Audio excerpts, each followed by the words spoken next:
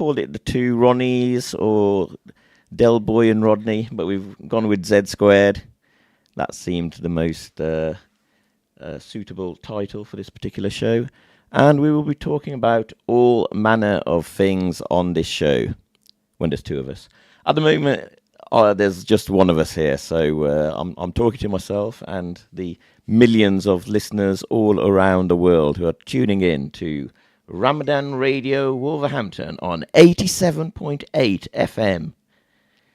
So let's see, what can we talk about? There's been a lot going on in the world of sports ball, hasn't there? Zahid, what do you think of that, Zahid? Oh, he's not here yet, so I'll just carry on talking about what's been happening over the weekend. For those of you who are Wolverhampton Wanderers supporters, you'll know that Wolves participated in the 5th round of the FA Cup against Bournemouth. And it was an exciting match. There was a lot of action going on. And not all of it was of a footballing nature. There was even some boxing stroke MMA action. I think Matthias Cunha, Wolves' star player, has obviously been watching too much of Khabib or Conor McGregor recently because he decided to take out his anger on one of the Bournemouth players and got himself sent off. So, that is one of the topics we can talk about. Because Matthias Cunha has been an absolute star for Wolverhampton Wanderers so far this season, leading the goal-scoring charts, being linked with much bigger clubs in European Champions League sort of territory, clubs of the nature of Liverpool and, well, I was going to say Manchester United, but they're not a Champions League viable team at the moment. Arsenal have certainly been linked with Matthias Cunha, and he's been talked of as being a 70-80 million pound footballer, but he's definitely tarnished his reputation with what he did at the weekend. So that is one of the things we'll be talking about. There's been other sports going on around the world. There's the Champions Trophy cricket tournament going on in Pakistan and Dubai at the moment.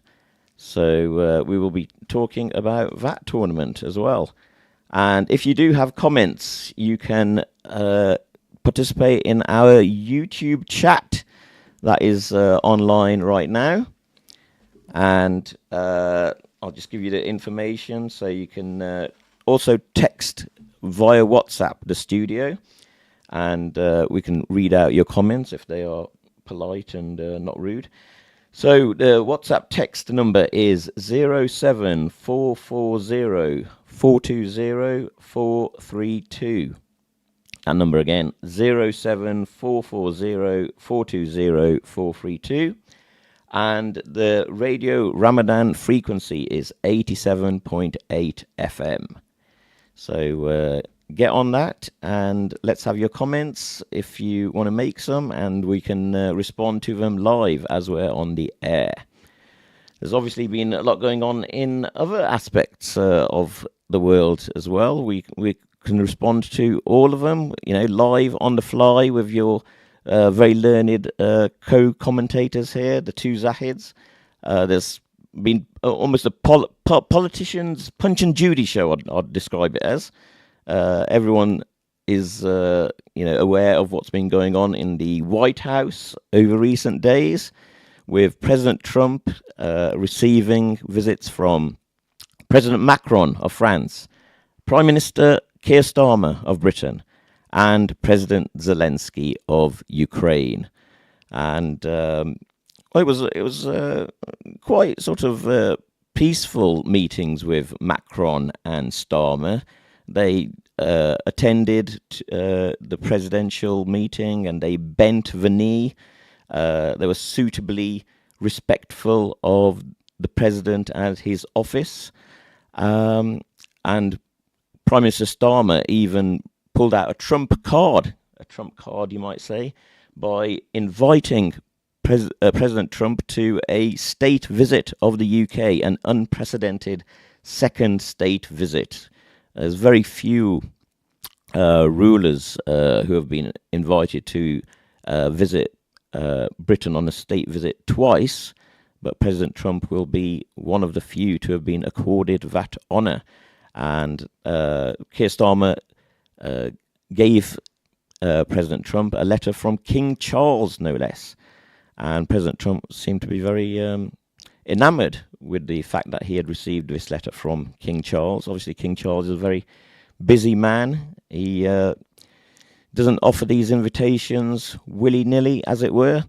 But we will be seeing President Trump on the streets of Britain in the next year or so, I'd guess, being received by, the full pomp and ceremony of a British state visit. What else is going on in the world at the moment?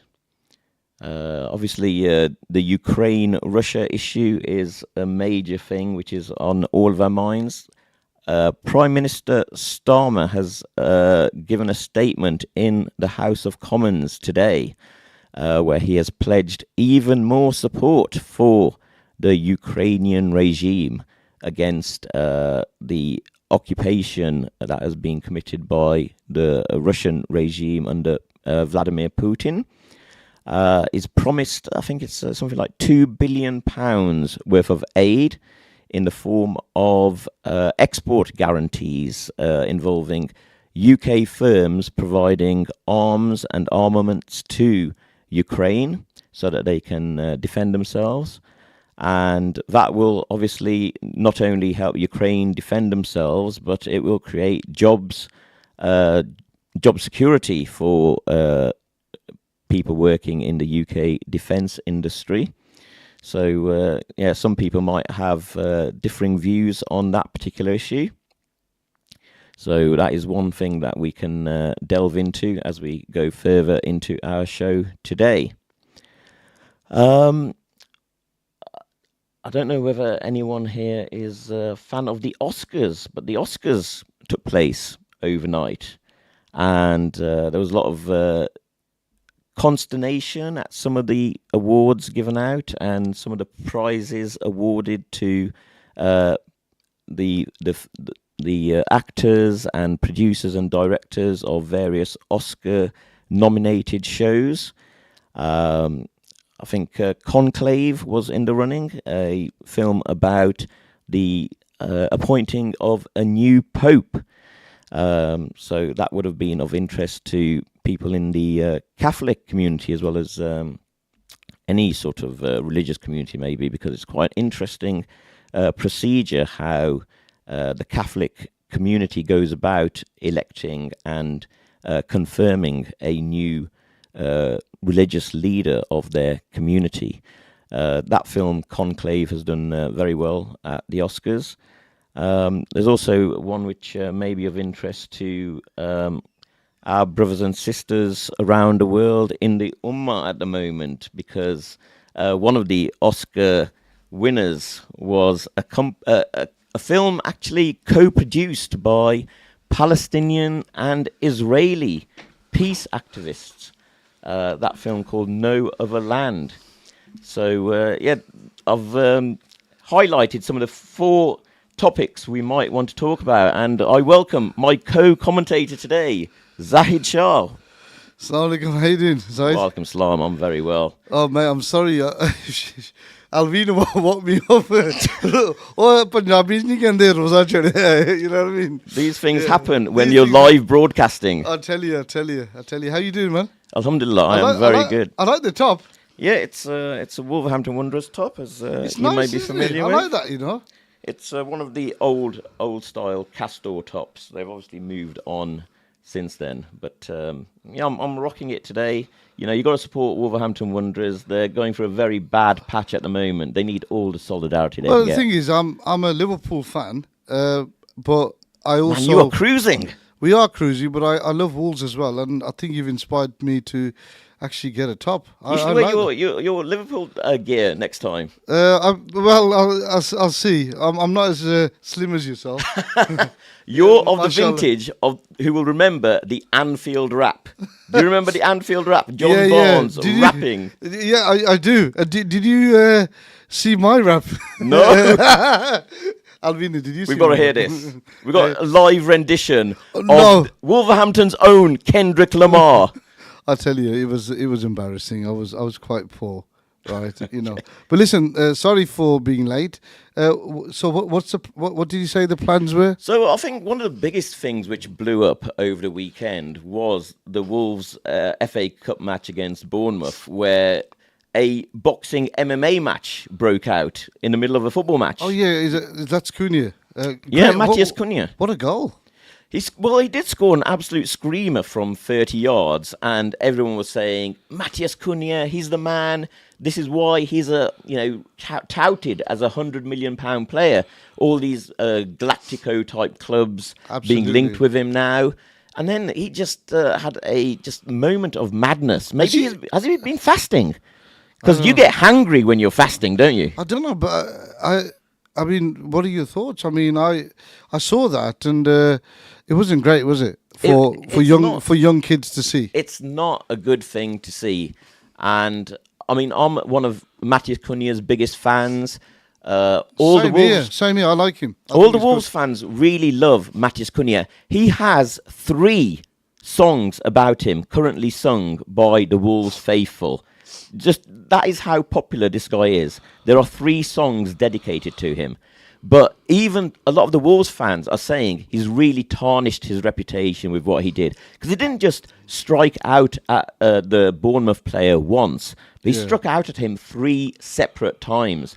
There was a punch, there was an attempted kick, there was a headbutt. I mean, this is like just a completely untenable behaviour. Do we know what was said, though? I mean, listen, look. We don't know both sides of the story. You're right to bring that issue up. I mean, let's say, I'm not going to swear, but say something was used inappropriately by this player into his ear. Okay, and I'm going to say that in common with a lot of Wolverhampton Wanderers supporters who, we're biased, we love Matthias Cunha. That behaviour is unacceptable. Whatever the provocation, we all remember, during a World Cup, Zinedine Zidane. I was just about to mention Zidane. He headbutted somebody because apparently about his sister. Yeah, the guy mentioned his sister. The Italian defender mentioned his sister. Now, obviously, you want to defend the honour of your sister, or if something racist is said, there is a natural inclination to either defend yourself or be provoked in anger. But to turn to violence, I don't think anyone can condone that. And I don't think Wolverhampton Wanderers will condone that. I don't think the Football Association will condone that. They will come down on Matthias Cunha like a ton of bricks. The last incident of this regard or import I can think of is actually Luis Suarez when he was playing for Liverpool. That ultimately led to an 8-match ban? 10-match ban for biting. You try to rip somebody's ear off. 10-match ban. And even Liverpool, a football club, a very respectable club, a club which is known for its links with the community, its links to socialism, because one of their famous managers, Bill Shankly, once said, socialism to me means everybody caring for each other. Absolutely. And that is what that club is famous for. They care about their community, they care about their supporters, and they would not let one prima donna engage in that sort of behaviour and get away with it. And he ultimately left the club, even though he was revered as a goal scorer at that club. He was a great, wasn't he? Yeah, I mean, a modern great. Did he win the Ballon d'Or? Or he was close to winning the Ballon d'Or. He was in the reckoning. I think he might have been close. Definitely. I'll tell you who might win the Ballon d'Or this year. Is probably Salah. Oh, Mohamed Salah. We can all appreciate Mohamed Salah, the Egyptian king, as the Liverpool fans call him. Absolutely. What a player. I almost want to break into song because Mohamed Salah has done so much for working against Islamophobia in this country, to see a sportsman who carries himself with such dignity on the field of play, off the field of play, building links with the community. I don't know whether you saw a few years ago, one of the other Muslim players at Liverpool, Sane, yeah. he was actually pictured cleaning the toilets at a masjid in Liverpool. This is a multi-millionaire football player, and he is still prepared to roll up his sleeves and clean the toilets at a masjid. I mean, that is just an amazing example to demonstrate to young children, to the community at large. And alhamdulillah, we are really blessed that we have footballers of that nature who are representing us at the highest levels of this global game now. Yeah, it's an amazing game, and I think you know, with regards to our community here in Wolverhampton, it's something, you know, you and I grew up with sport. Yeah, we were very fortunate. If you remember Maulana Mashti Sahab, yes. He encouraged us to spend time in the mosque, pray there, and also set up all these functions for us during the summer. Do you remember playing football and I wasn't very good. Well, I used to get bullied by the older kids. Yeah, I didn't bully you. Did I? No, I'm talking about the people who the guilty parties know their names, and they're probably cringing right now, thinking Zahid is going to mention me online now. I think after this show, I think you and I, Zsquared, and we need to go and pay these guys a visit. Yeah, man. We'll pay them a visit. Yeah, well, exact retribution. You know, we're talking about Sister's Honour, right? Is Alvina going to come onto the show today? Because he's dying to get on, you can see. Oh, no, we don't want to mention that because people might accuse us of nepotism. Because they'll say, why is Zahid Ali on this show when his sister is actually one of the bosses at Ramadan Radio? Well, do you know what? Let me tell you something now. I've got a lot of time for you. I mean, you know, I've got to be careful what I say online, but you do a lot of good stuff. Okay. Very inspirational.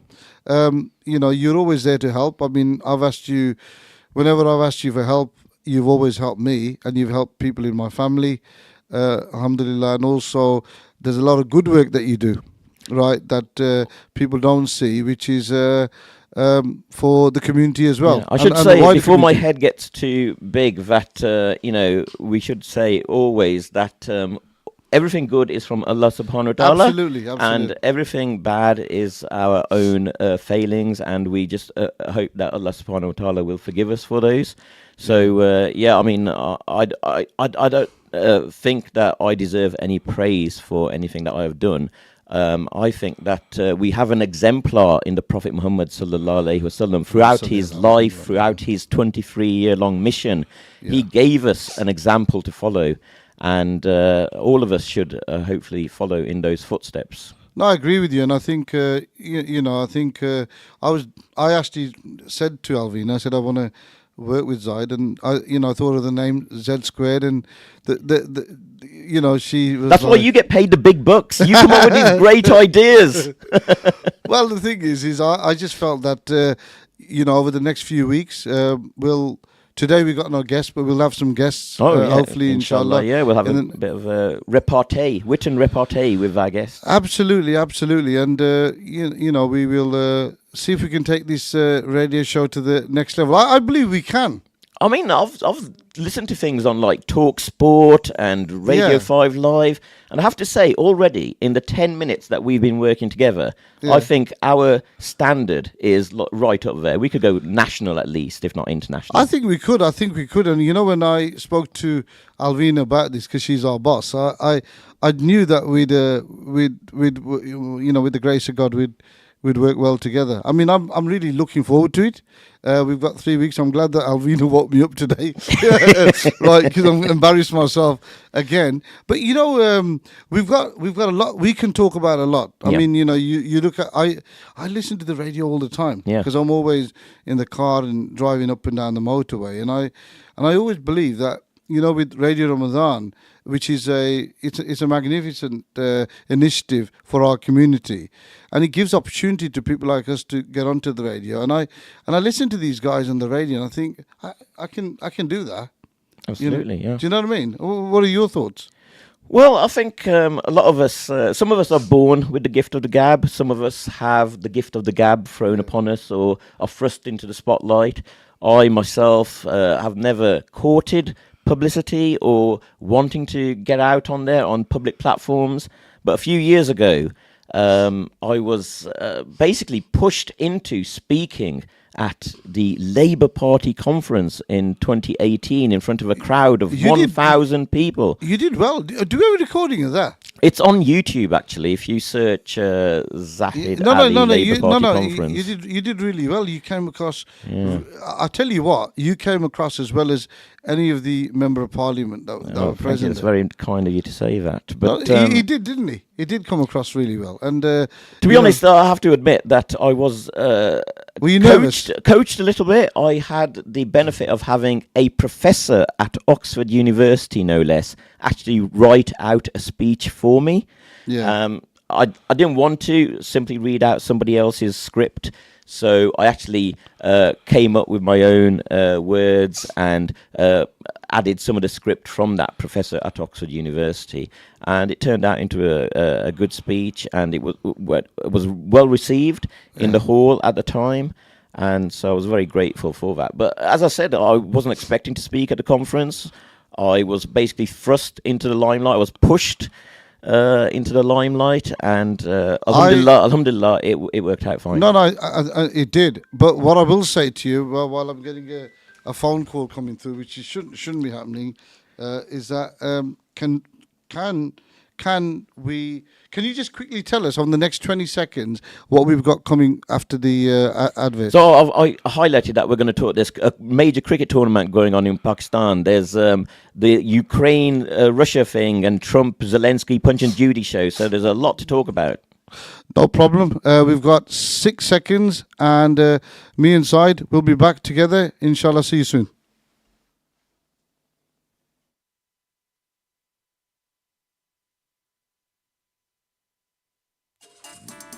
Eurofit Auto Centres, the leading MOT and service centres in West Midlands, are recruiting technicians, MOT testers and managers. There's a starting salary of £30,000 based on experience, and a minimum 5 years experience is necessary. For details, call Rashad at Eurofit Auto Centres on 01902 404045. That's Eurofit Auto Centres on 01902 404045.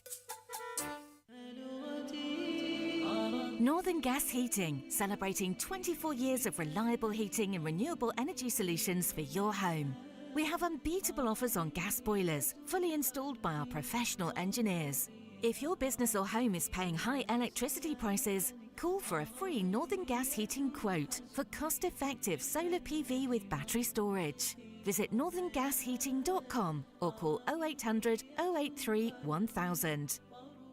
Ramadan Kareem from Premier Tyres, suppliers of the tyres you can rely on for safe driving, as they're the only link between your vehicle and the road. And as well as leading tyre brands, Premier's your reliable go-to garage for servicing, spares, repairs and MOTs. Now available, Wolverhampton taxi plated cars for hire. Now Uber and Bolt ready, so you can run your business in confidence. For details, visit Premier Tyres, Crown Street, WV1 1PX. Call 01902 455 684 or visit premiertyreservices.com.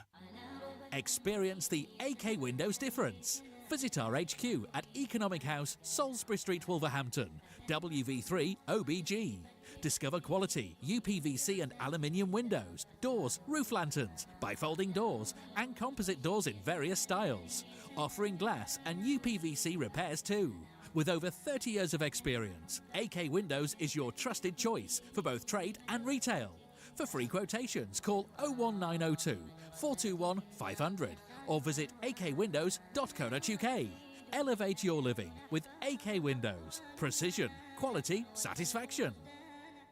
Midland Plastics and Plumbing Limited, your one-stop shop for home and bathrooms. A wide range of plumbing products and quality bathroom supplies in Wolverhampton. We supply underground drainage, guttering, roofing products, UPVC cladding, and much more to the trade and public. This Ramadan, we're offering 40% off all bathroom suites. Visit us online at midlandplasticsltd.co.uk or call us today on 01902 399 611. Or why not visit in-store at Moore Street South, Wolverhampton, WV2 3JN. Mubi Bass Electronics, specialist in car audio and home entertainment. Suppliers of leading brands, Samsung, Sony, and Panasonic. We supply and fit all car audio systems, top brands, Kenwood, Bose, and we're an authorized supplier of Vibe product. Visit our store online at mubibase.co.uk and order today for next day delivery. Mubi Bass Electronics are proud sponsors of Wolverhampton Wanderers FC. Call us today for a free quote on 01902 754 546 and quote Ramadan 20 for 10% off. Follow us on Instagram and Facebook at Mubi Bass Electronics, specialist in car audio and home entertainment. Khan Builders offer a full range of building services, from major rebuilds to small projects, home improvements, kitchen fitting, plastering, bathroom fitting, extensions, and much more. We pride ourselves on providing a professional, caring, and high-quality service and always meet our customers' needs. Contact Khan Builders today on 07813 950 265 for a free quotation from Khan Builders. We've all spent a lot of time at home lately, and it's time to notice those carpets really need replacing. Let's be honest, we don't want to go from shop to shop, do we?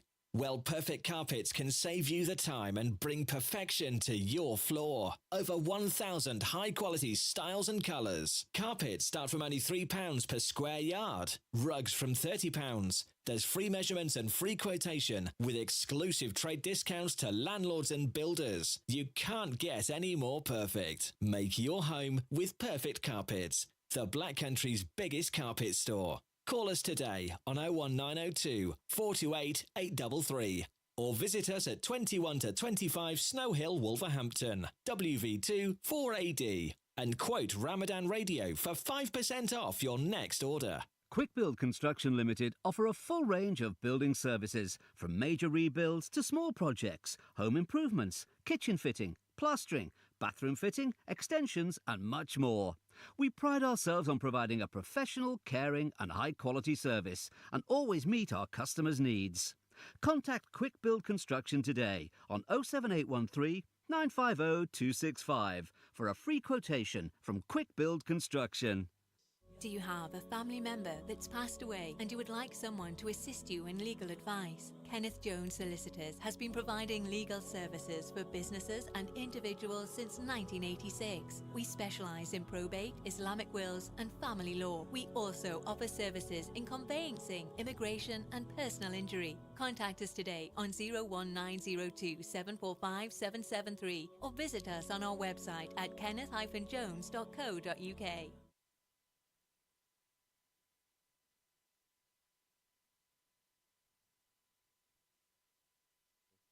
3, 2, 1.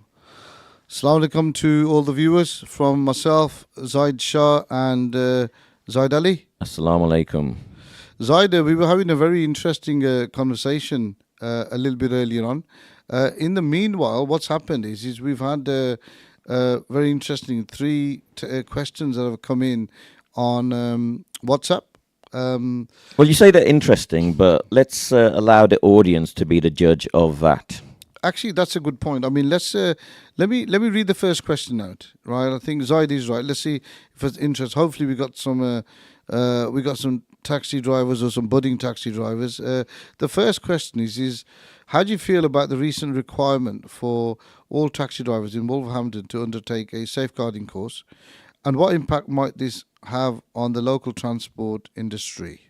Goodness me, there's a lot of elements to that question, aren't there? I think you need someone a lot more intelligent and well versed in this issue than myself. I'm going to have to talk off the top of my head on it, but obviously, I mean, we're all aware that safeguarding is an important issue for anyone who's in a position of responsibility. When you're driving people around for a living, you obviously have to have some heightened level of insurance to be able to drive people around. Well, Zahid, let me just interject there. I think to undertake a safeguarding course. I mean, as you know, I'm a qualified teacher. We've got to do safeguarding courses, and we have to have DBSs. Do you think something's happened there for them to, put this on there? I was aware that Wolverhampton, as a taxi license certification authority, has been nationally regarded as being quite lax in terms of issuing licenses. So I agree with you there. I agree with you. Is there something to do with that, maybe? Because I'll tell you what, that's a magnificent point for somebody who said earlier on that you were not equipped to answer this kind of question. You've just broadened the horizons there with a little bit of an answer that you've given. I was a councillor at Wolverhampton City Council. Are you aware that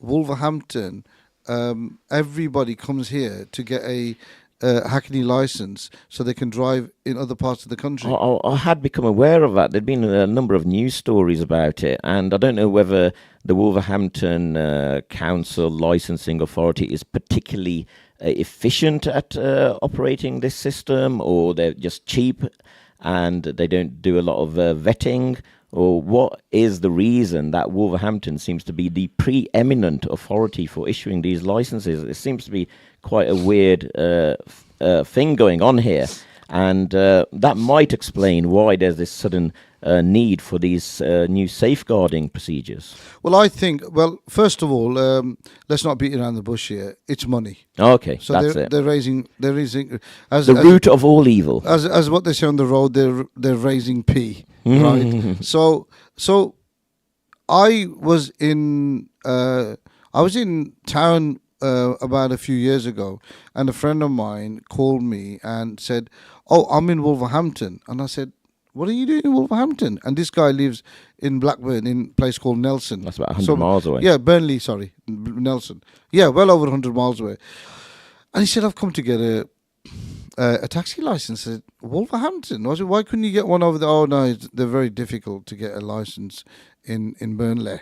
Right, Wow. And I said, okay. So then I did a little bit of digging, and I found out that anybody in the world can come here and get a taxi license and take it back. Now, bearing in mind, and we should explain that an Hackney carriage license is a very particular, specific type of license, isn't it? It allows you to pick up fares from the road. Is that right? It does. But when you get a Hackney license from Wolverhampton, you can only drive private hire in your city or town. Right. But still, that was something that wasn't available in their town and city because there might have been a backlog, right, or of cases, or there might have been a stop, right, on issuing out private particular quotas and yeah. Because I think in Wolverhampton, unless there's any of our brothers who drive taxis could ring in, I think there's probably about 2,000 or 3,000 drivers. Right. So that's a lot of drivers, for a small town or city like Wolverhampton. And let's face it, they provide a crucial service. Keeping this city moving. They do. They provide a magnificent service. But the thing is if some of these drivers have gone back to their cities and behaved inappropriately, then that could be an issue. Why, this has been flagged up. Come back to Wolverhampton City Council and say, well, you issued this Hackney license to so-and-so in London or wherever, and this is what's happened. Yeah. Did you put these guys through an extensive safeguarding course or some kind of exam to pass before they became a taxi driver? Absolutely. I think that is a question which is going to be on everyone's minds right now. And you certainly hope that Wolverhampton Council and the licensing authority actually took their job seriously and didn't simply cut corners and simply to make money as a money spinning measure were issuing licenses willy-nilly. But safeguarding is very important. They are issuing them willy-nilly, Zahid. Yeah. This is the problem. Do we know what the sort of pricing difference is, or is it hard to boil down to just simple numbers? We're not cheap.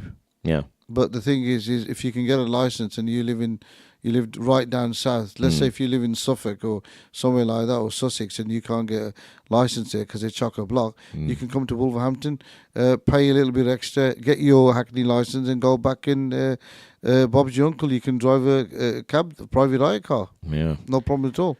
It's concerning that there have been issues in this, and we hope that there are competent authorities looking at this and providing some oversight over it, and that this will be resolved. I mean, given your position in the council previously, you'll have been privy to some of these council committees and have some idea of what was going on internally. Is there any sort of insights you can offer as to who or what might have been behind? Obviously, we don't want to name anyone in particular. We don't want to get into legal issues ourselves. I think we don't want to get into any legal issues because we're obviously working for Radio Ramadan Wolves. But what I will say is that what Wolverhampton City Council should do is if there are concerns around safeguarding, is maybe just focus on that every driver that comes on board, that they can pass the safeguarding. They can do the safeguarding course, maybe do something else to warrant why they deserve a license, and just take it from there. Because the concern is that Wolverhampton Council are trying to raise money through private hire, through this Hackney licensing. Yeah, I mean, it's very sad that a lot of councils maybe were forced into doing this because. It's a well-known fact that central government has been reducing the amount that councils were getting, and that is why councils around the country have either had to cut services, cut jobs, increase council taxes on their local residents, because the central government hasn't been providing the money that they used to. I think the number is something like 60% cut in central government funding to councils over the last 10 years, is it? Well, how long were the Conservatives in power? Yeah, from 2010 till 2022? 23? No, 2020, because the yeah. So how many years? How many years is that? About 10 years? 10 years. Okay, I'm losing track. 20. Of, you said 2010, didn't you? 2010 they got elected as part of the coalition government with the Lib Dems. 2020. Okay, so 10 years, and in that 10 years, because Wolverhampton City Council is a Labour Party council, I think that there was the majority of the funding wouldn't have been given to Wolverhampton. It would have gone more towards the Conservative councils around the UK. So I don't want to go into that. I understand that. Can you see that? I know there's a major issue going on in Birmingham at the moment with the bin workers out on strike and potentially going out on all-out indefinite strike from March the 11th, and that means that people's bins won't get taken. There's rubbish piling up in the streets. There's health and safety issues with regards to potential rodents and etc. And Zahid, what I'd like you to do is let's hold that, because I want to talk about bins and this kind of thing in the next couple of weeks. Bins is important. It is. You'll know as a councillor, that's one of the biggest things that people used to... Do you know what? I'm not a councillor now. I'm still getting phone calls from people to say, can you help me get my bins... Come and sort my bins out, Zahid. But the part of that question was how might this impact on the local transport industry? Will it impact? What do you think? Well, if a lot of these licenses are going to people who are around the country rather than just Wolverhampton, I'd imagine it could have a national impact on reducing the amount of drivers out there if they don't pass their... That's a good point, that is. I never thought of it statutory safeguarding thresholds. So it wouldn't just be Wolverhampton. I'm sure we'd manage to cope.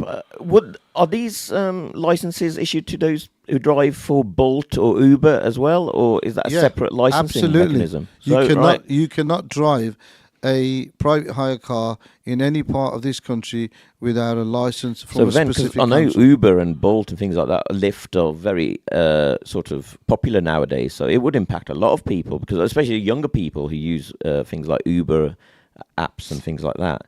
That would reduce their access to transport, especially with bus prices going up. Bus fares are going up thanks to the government lifting the bus fare from £2 to £3. So that is going to have a very large impact of these two things together, I think. Yeah, I suppose so, but I think bus fares have been fairly decent, haven't they? They have for a long time, because they were capped at £2, but they've gone up to £3, which is going to have a major impact on some people. And I'll tell you what, look how much, for our future 3 weeks, look how much topics we're bringing up. Yeah. We can discuss. Unfortunately, a lot of things are interconnected, aren't they? They are. I mean, we can talk about local government issues, but then you get into central government and wider politics, and then you get into international affairs, because people say, why are we prosecuting international wars when we can't even feed, clothe, and provide energy for our people here at home? Well, I'll tell you what we'll do is let's put an end to that question. Right, well, there's another question that we've got. Okay, right. Yep. Let's go. Let me just read this out so the viewers can listen to this. Reflecting on the recent FA Cup match where Bournemouth defeated Wolverhampton. Oh, Boo. no. As a Wolves fan, I'm not looking forward to this. Well, after a dramatic penalty shootout, what are your thoughts on the current state of VAR in football? I'm going to start. Okay, so we're not talking about Matthias Cunha committing ABH or GBH on the football pitch. We're talking about VAR as a concept. Do you know what? I like it, but then I don't know. It's just like a finger offside. I mean, come on. I mean. One of the interesting things about the Wolves-Bournemouth match was they were meant to be using this semi-automated offside VAR system. So basically, the computer draws the lines automatically, so there doesn't have to be so much human involvement. And that has been one of the issues where people have said, especially after the David Coote incident, where we had a referee who was outed as being very biased against one particular football team. We'll mention that football team, it's Liverpool FC, and he had some personal animus against the manager at the time of Liverpool, Jurgen Klopp, and he subsequently lost his job. But that brought into focus the fact that there could be some human bias involved in the VAR system. There can be. There's a sort of meme that goes around whenever there's a VAR check involving a big club versus a little club, that the VAR system is checking the club badge because they don't want to annoy the big clubs, which are obviously more economically powerful, have more influence in football circles. So that has been one issue. So maybe the semi-autonomous VAR system that they were trialing would, at first glance, be a good idea, but it broke down in the Wolves-Bournemouth game. Rather than reducing the amount of time that a VAR check normally takes, it took 8 minutes to do the VAR check in the first half when Bournemouth scored their second goal. But listen, I mean, it was ruled out. But listen, as VAR came in and we were having issues with it, and now everybody's used to it. This semi-autonomous VAR. Well, you know what the plan is. They're going to make it fully autonomous. Fully autonomous. Where we're all going to be ruled by AI robots. Now, I grew up in an era where we used to watch Terminator, and this is very concerning to me. It is concerning. That the Terminator film, which was a pop culture phenomenon, is now being shown that with the development of AI technology, computing, robotics, that we could get robot referees running around a pitch. Well, the thing is I have been I'll tell you what, this AI is amazing, isn't it? It is incredible. It's incredible. I mean, I went on AI a couple of weeks ago, and I don't write badly. I'm not as well written as yourself, being a Oxford student, but I do write okay. And I wrote this email to one of my clients, and then I thought, okay, I'm not happy with that. So I thought, why don't I just put in AI and see what comes back? Can't hurt. Yeah, can't hurt. Mate, the AI answer to that email was phenomenal. I thought, okay. And I'm very impressed. It gave me some ideas. I thought, okay, I could have wrote it like that. So then when I wrote the next email, it was even better. And I put that in there, and AI made it even better than what I wrote. Wow. And I thought, that is why, I'm concerned. That's why I mentioned the Terminator film. I mean, the premise of the Terminator films is that eventually the computers become so adept at understanding what their goal is, which is to ultimately improve society. They realize the biggest problem in society is human beings. So if us computers simply take over and get rid of the humans, then society will be better. And that is our ultimate goal. That is what has been programmed into us. And I think that AI, we will discuss that at length next week. Inshallah. And maybe we can get an expert on to talk to us about it. Well, if we can't do it next week, you know, let's knuckle our heads together. Yeah. See if we can get an AI guy. Well, Brother Yusuf Shafi, he had a whole show on artificial intelligence. So we do have the experts here in Wolverhampton who can help us and maybe come along and join in the discussion. Well, that's great, Zahid. Just moving on. Another question was, with the Oscars approaching, how do you feel about the representation of diverse narratives in this year's nominations? Yes, so it's very interesting. I mean, the Oscars, I mean, some people say that... they're fixed. Well, I'm going to go on to a wider point first before I go back to the Oscars. But people talk about politics as being downstream from culture.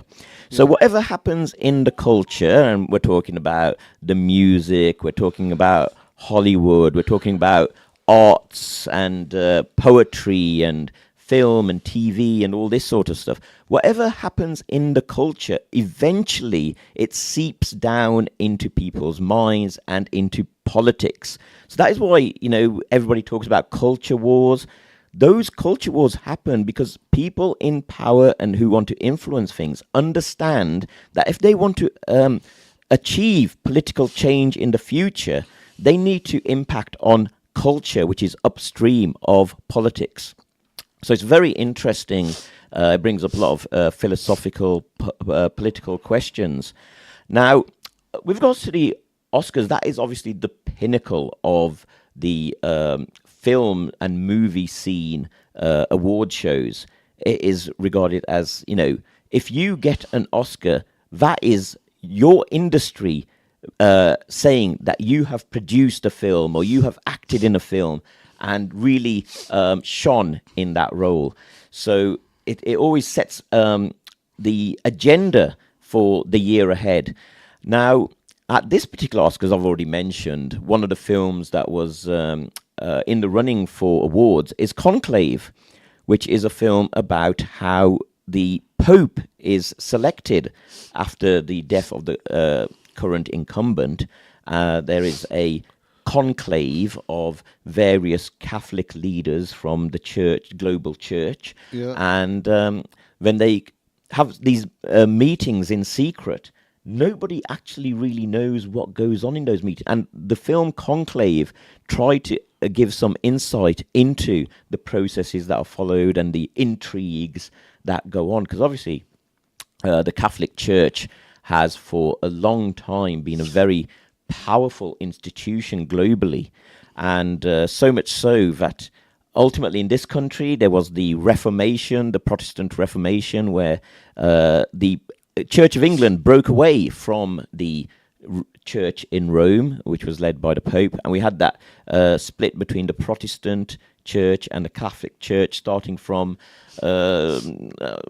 people say 1517, which is when Martin Luther nailed his 95 theses to the church in Germany, where this started that major Protestant or protest movement against the Catholic Church in 1517, and then 1521 there was the Diet of Worms, which was a meeting of the church leaders to decide whether Martin Luther heresy should be condemned and whether he should be basically condemned to death for his views.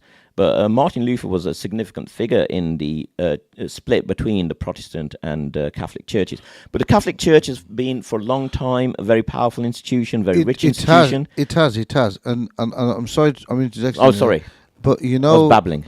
No, you wasn't. You were talking a lot of sense. But you know, the film Godfather. Oh yes. And yes. Godfather Part 2. Yeah. There's a lot of stuff but even 3, where they go into the Catholic Church. And it's links with the mafia, and yes. links with the mafia, right? Now, you know, I don't want to get into any sort of disputes there, but for somebody to come up with that kind of a story, Yeah. something like that must have been going on. No, I mean, it's self-evident and well-known that the Catholic Church has been a very powerful institution. And, we as Muslims, we have a lot of respect for our brothers and sisters in the Christian communities. We are told in the Quran that, they are Ahli Kitab, people of the book. So they're referred to with respect in our holy scripture. And so we should manifest that in our dealings with it. So we don't have any animosity towards any of our brothers and sisters in the Christian faith, and we apologise if we have said anything which is out of tune with anyone who's of a Catholic or Christian persuasion. No, you're correct. But coming back to what we were saying about the narratives. With the Oscars, with the diverse. In all fairness, it's not getting any better. It seems they have every few years they'll say, "Oh, we've got to make an effort to make it more diverse." They do it for a year, and then you never see any diversity for about another 10 years. Well, I mean, there's a massive controversy coming up because there's a film that is due to be made about Jesus Christ, Prophet Isa alayhi salam, and it's going to feature, I think, a black woman playing the role of Jesus Christ, Prophet Isa alayhi salam. Now, that doesn't sit well with me as a Muslim who respects the Prophet Jesus as Isa alayhi salam. So, I think what it is, Zahid, we've just got to be slightly careful. That was taking diversity too far when you're offending people's religious faith. Really, I agree with you, and I think it could be a debate. It could be a debate, a spicy one. It could be a spicy debate, but we need to get some kind of permission from the authorities. This was advertised as unfiltered chat. well, listen, that's why we call it Zsquared. And if anybody knows anything about maths, Z² is a little bit bigger than it's exponential. But listen, we've got 11 seconds, and the show finishes. So, from me and Zahid, thank you very much for everybody listening. Assalamu alaikum.